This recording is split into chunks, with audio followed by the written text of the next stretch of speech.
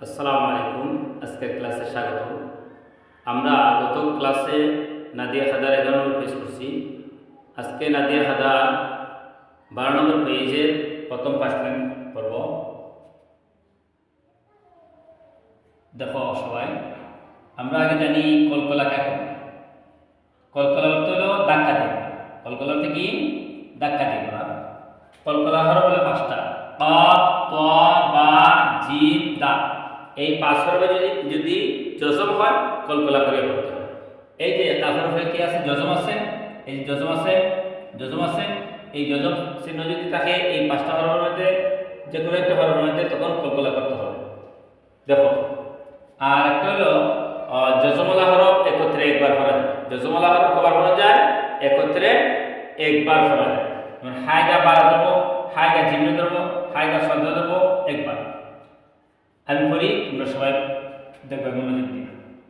হা বা জবর হাব, কলকলা হবে। হা বা জবর হাব। হা জিম জবর হাজ। হা সাদ জবর হাস। হা ওয়াও জবর হাউ। হা ইয়া জবর হাই। হা আলিফ জবর হা।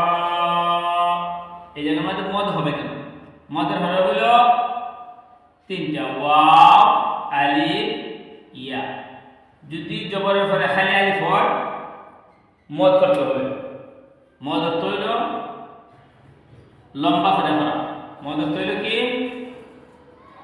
লম্বা করে পড়া। তাহলে আমরা কি করতে হবে? যদি জবরের পরে খালি আলিফ আসে, তাহলে আমরা কি করব? মদ করব।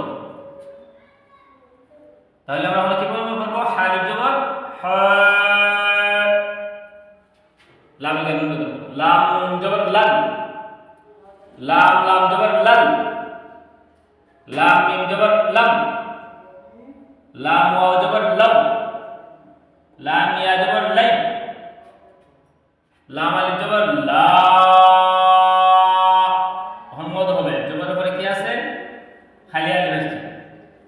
লাম আলিফ জবর লা। ফা জবর ফার। ফা জিম জবর ফাজ, কলকলা হবে। ফা কাফ জবর ফাক। ফা ওয়াও জবর ফাউ। ফা ইয়া জবর ফাই। ফা আলিফ জবর ফা। আইন নুন জবর আন। আইন সাদ জবর অস। আইন মিম জবর আব। আইন ওয়াও জবর আও। আইন ইয়া জবর আই। আইন আলিফ জবর আ। এই ছিল আজকের মতো ক্লাস। আল্লাহ হাফেজ।